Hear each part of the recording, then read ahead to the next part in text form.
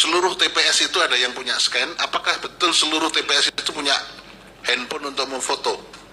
Apakah seluruh Indonesia ada sinyal bisa mengirim foto pada seketika? Apakah ini tidak menimbulkan permasalahan-permasalahan di lapangan?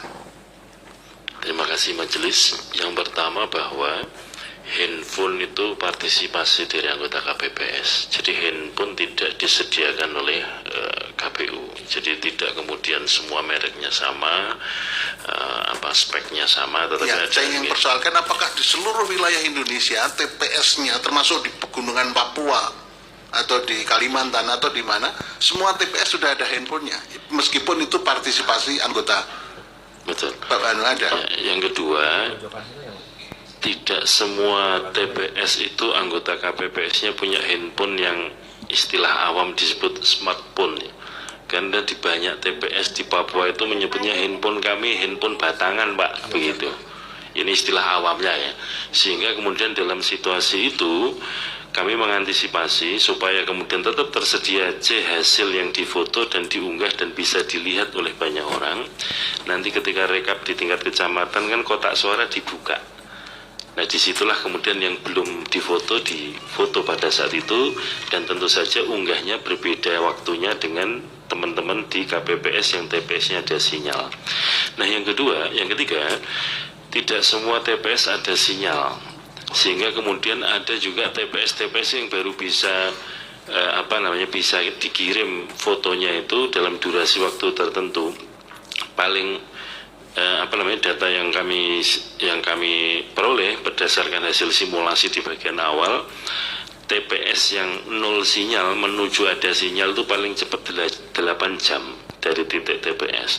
Kemudian yang paling lama sekitar 15 jam. Artinya 8-15 jam itu durasi waktu tidak ada sinyal menuju tempat yang ada sinyal.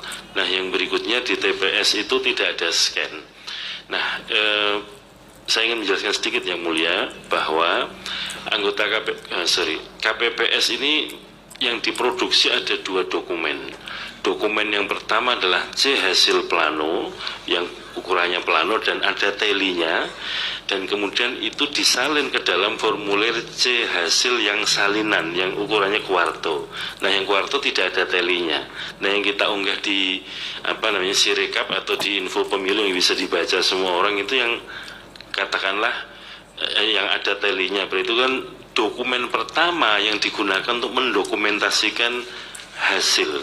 Itulah kenapa kemudian nanti oleh saksi akan dijelaskan kita mengambil kebijakan itu kan sebetulnya meneruskan apa yang pernah kita kerjakan di Pilkada 2020 waktu COVID. Karena apa? Dari C plano itu ketika disalin ke formulir C salinan itu ada potensi juga salah menyalin. Nah ini yang terjadi pengalaman 2019 karena mekanisme 19 itu situng C plano itu kemudian disalin, salah satu salinannya dibawa ke KPU Kabupaten, di-scan di KPU Kabupaten, baru dikirim ke data center KPU dan kemudian itu yang diunggah. Nah kemudian untuk katakanlah dari segi proses memotong beberapa langkah, dan kemudian yang diunggah adalah dokumen pertama kali sebagai bentuk pendokumentasian hasil suara sejak Pilkada 2020 dan kita kembangkan untuk pemilu 2024 adalah C hasil plano. Jadi itu aslinya ukurannya plano dan ada telinya.